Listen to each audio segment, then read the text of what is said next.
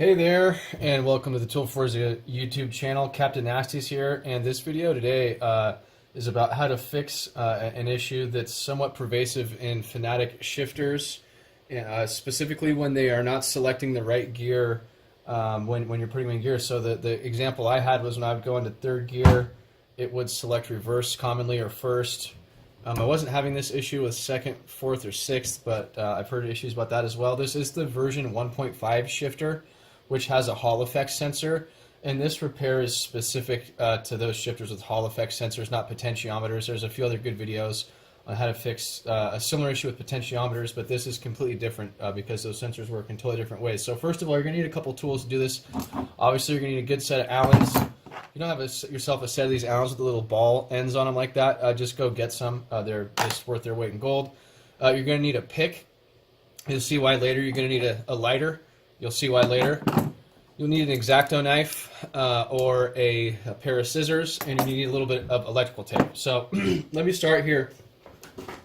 Obviously, it's off the rig. I've got the hardware out. So I can't get the cables. So when you pop this top off, be really careful. And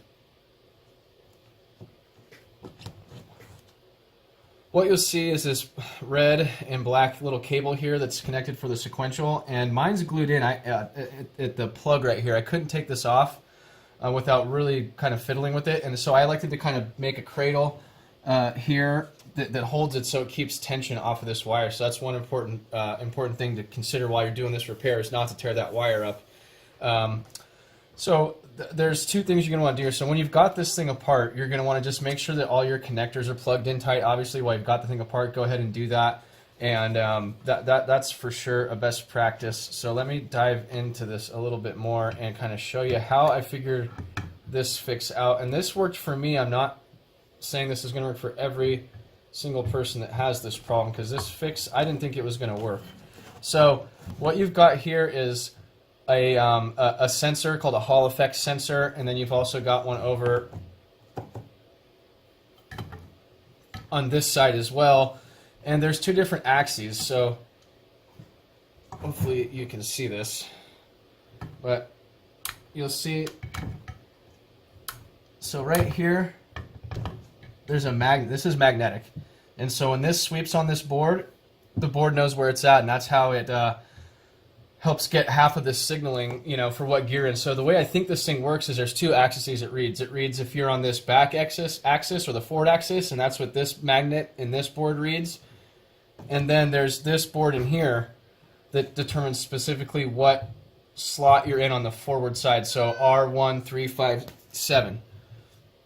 So when I was looking at this, I noticed, let me get the light on here. I noticed that there was a lot of electrical tape on the back of this board right here to kind of perhaps shield it electronically so it wasn't grounding out on the chassis here. And when I took off this board here, it didn't have any of that electrical tape on there. So essentially what we're going to do, the way I fixed it, was just by adding some electrical tape. Now the other thing you're going to want to check is that the magnet that's inside this little bearing here, I'll show a picture right now. I don't want to take this thing apart again, just because it's working, and I just don't want to take it apart for the sake of, it's only 4 bolts. That's the easy part of doing this. But you can see the picture here with the magnet. So if this magnet is centered and looks the way it looks on this picture right here, then you're good to go. If that magnet's not in the center, then just recenter it, and that probably was your problem. But I'd go ahead and do the electrical tape fix too. So all I did was I took off these 4 little Allens here, and you can manipulate your shifter to make the bolts easier to get to so that you don't run into this piece.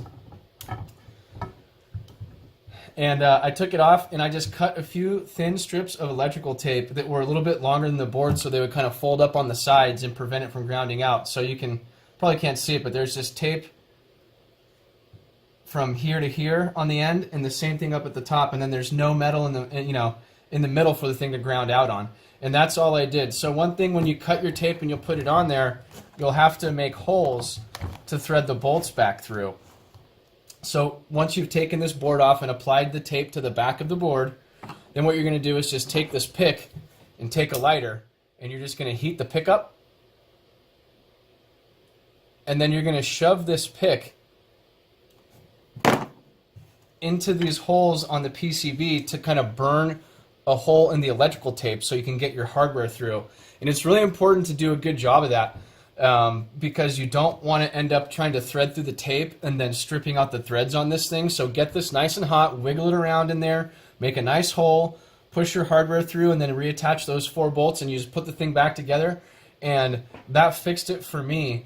And I haven't seen any other videos with this fix on YouTube, and so I don't know if this is going to work for everybody. I would love to get a thumbs up if it works for you, and I'd love to get a thumbs down in a comment if it doesn't work for you as well. So again, this is something that worked for me. It takes 10 minutes. It's obviously very low cost. It's not risky as long as you don't tear up this cable right here. You're pretty careful about it, and that's about it. So I know I'm sorry I didn't take it apart and do it. But just with the tape and rethreading this in here, I just don't want to risk like stripping anything or having it not work, as I literally just took it apart to show you guys just for this video, because I know other people have this problem. And that's about it, guys. Give us a like and a subscribe. I've got kind of a lot of little ways to fix Fanatec stuff and to set, set up all the input devices, that Fanatec makes. And that's about it, guys. Thanks so much for watching. Hopefully this is helpful. We'll catch you next time.